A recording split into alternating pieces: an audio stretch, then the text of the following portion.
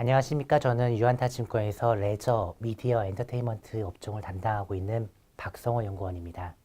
오늘은 하나모두투어의 4분기 실적에 대해서 좀 말씀을 드릴 것이고요. 이어서 올해 저희가 보고 있는 여행 업종에 대한 전망에 대해서 말씀드리는 시간을 갖도록 하겠습니다.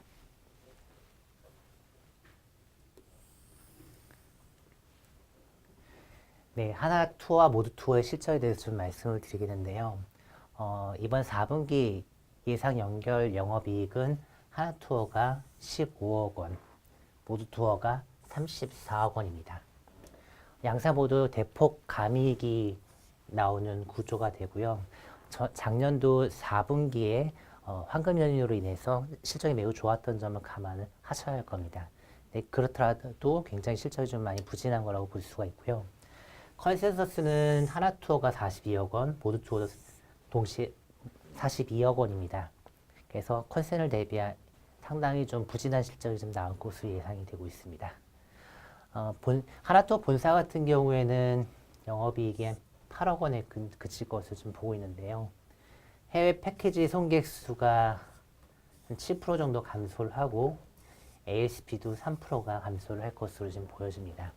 또한 볼륨이 떨어지고 그다음에 ASP가 빠지는 구간에서는 마진도 떨어지기 때문에 전체적으로 보면은 8억 원이라는 매우 부진한 본사 영업이익이 지금 예상이 되고 있는 상황이고요.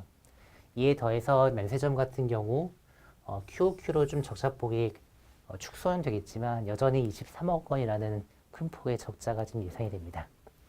여기에 해외 자회사는 한 26억 원 정도를 저희는 보고 있는 상황입니다. 다음으로 모두투어 같은 경우에는 역시 부진한 실적이 지금 예상이 되고 있는데요. 앞서 저희가 지금 영업이익을 34억 원을 말씀을 좀 드리고 있습니다. 이걸 조금 더 브레이크다운 해보게 되면은 본사는 46억 원, 연결 자회사는 적자 12억 원을 지금 보고 있습니다. 본사 같은 경우에는 YY로 왔었을 때 한 전년 수준을 유지하는 실적이 좀 예상이 되는데요. 이거 역시 사실은 부진한 실적입니다. 왜냐하면 전년 동기 같은 경우에는 본사의 일회성 비용이 한 65억 원에서 한 70억 원 가량 있었기 때문에 실질적으로는 전년도의 이익 체력이 100억 원에 육박을 한다라고 보시는 게 맞고요. 100억 원 수준에 달하는 영업이익이 46억 원으로 급감을 하는 매우 부진한 실적이 나온다라고 보시면 될 것 같습니다. 다음으로 이제 여행 업황에 대해서 좀 말씀을 드리겠는데요. 많이들 인지하고 계시는 것처럼 지난 3분기 이후에 지금 하나모토가 지금 역성장을 지금 지속을 하고 있는 상황입니다.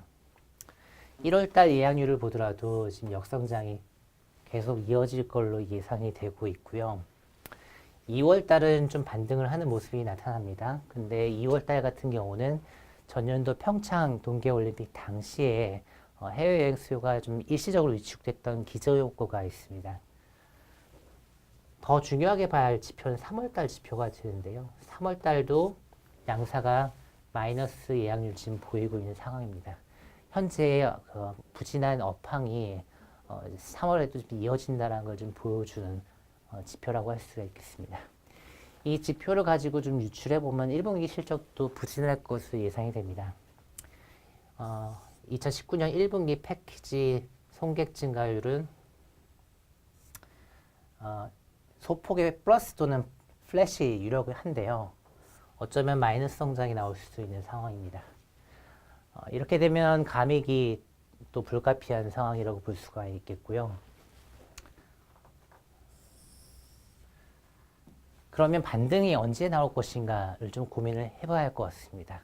적어도 1분기는 아닐 거라고 저희는 생각을 하고 있고, 지금 시장에서 지금 보는 의견은 2월 반등설이 있고요. 혹은 하반기 반등을 예상하는 의견들이 있습니다. 저희는 2월 반등은 없다라고 생각을 하고요. 하반기에 반등을 하거나 또는 내년 상반기 정도가 되어야 이 여행업이 좀 돌아서지 않을까라고 좀 생각을 하고 있는데요. 지금 현재 지금 여행업이 지금 침체되고 있는 이유는 뭐 여러 가지가 있는데 매크로 불안이 제일 큰 것 같습니다. 내수가 너무나 안 좋기 때문에 럭셔리 소비재에 속하는 여행업도 지금 침체를 좀 겪고 있고요. 환율은 그동안 비우호적이었습니다. 그리고 얼마 동안 유가도 올랐었습니다. 자, 이 여러 가지 이유 중에서 유가 문제는 이제 소멸이 됩니다. 최근에 이제 유가가 많이 떨어지게 되면서 1월달 유류 할증료가 좀 대폭 내려갈 것이고요. 2월은 확실하게 또 빠질 것으로 예상이 됩니다. 환율도 뭐 지금 더 좋아질 건 없지만 뭐 나빠질 것도 없어서 이 문제도 좀 사라질 걸로 좀 예상이 됩니다. 하지만 이 내수 경기 침체 문제는 사실 크게 개선이 좀 되지 않고 있는 상황이어서 저희가 생각하기에는 1분기도 안 좋을 뿐더러 2분기도 여전히 안 좋은 구간이 좀 이어질 걸로 생각을 하고 있습니다. 지금 보게 되면 이제 결국은 뭐 최저임금 인상 문제를 비롯해가지고 그 내수를 좀 압박한 여러 가지 요인들이 여행업을 지금 짓누르고 있다고 볼 수 있는데요. 지금 여행업 관련해서 전반적으로 모든 층의 이제 수요가 좀 약화가 되고 있지만 좀 두드러지게 좀 나쁜 층을 좀 보게 되면 일단 첫 번째로는 젊은 층을 좀 볼 수가 있을 것 같습니다. 젊은 층의 수요 감소가 다른 연령층 대비 좀 심하게 나타나고 있는데요. 젊은 층들이 좀 주로 많이 가는 여행지가 아무래도 값이 싼 일본 지역입니다. 요새 일본 여행 수요가 많이 빠지고 있는 상황이죠. 일본은 이제 자연재해 현상이 몇 번 발생을 하면서 좀 일시적으로 위축된 영향도 있지만, 고용 등의 좀 지표가 좀 안 좋고, 또 최근에 암호화폐 폭락 사태 등으로 인해서 좀 젊은 층의 좀 소득이 좀 많이 감소를 한 것 같다라는 생각이 들고 있습니다. 뿐만 아니라 자영업자 여행 수요가 좀 많이 빠지고 있는 것으로 좀 추정이 되고 있는 상황인데요. 이게 최저임금 인상 문제랑 맞물리는 것 같습니다. 최저임금이 대폭 인상되기 직전이었던 2017년 12월에 한국은행 여행비 지출 장방 CS 내에서 자영업자를 좀 보게 되면 95%포인트였던 것이 최근에는 80포인트로 급락을 하고 있는 상황입니다. 이것은 이제 그 최저임금 인상 효과로 인해서 자영업자의 비용 부담이 너무 커지고 이들이 삶이 팍팍해지면서 여행 소비가 좀 위축되고 있는 것으로 좀 볼 수가 있을 것 같습니다.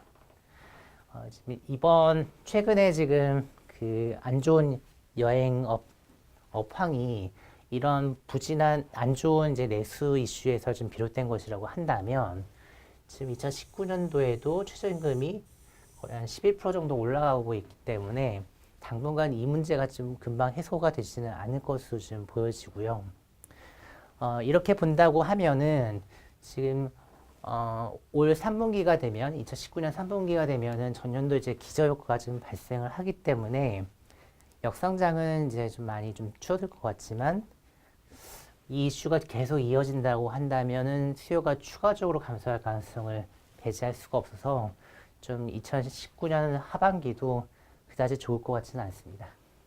하지만 지금 최근 정부 그 정책 기조가 최저임금에 대한 그 속도 조절을 지금 논하고 있기 때문에 2020년이 되게 되면은 최저임금 인상 속도가 좀 완만해지지 않을까라는 기대를 좀 해볼 수가 있을 것 같습니다. 그리고 그때쯤이 되게 되면 무려 한 1, 2년에 달하는 이제 이연 수요가 좀 모여질 수도 있는 가능성이 있기 때문에 반등 가능성은 내년 상반기가 좀 되어야 좀 가능하지 않을까. 그러면 적절한 매수 시점은 올해 하반기 중에서도 좀 뒤로 갈수록 좀 좋은 타이밍이 좀 오지 않을까라고 좀 생각을 하고 있습니다. 네, 여기까지 하나모토의 4분기 실적과 여행업에 대한 전망에 대해서 말씀드렸습니다. 경청해 주셔서 감사합니다.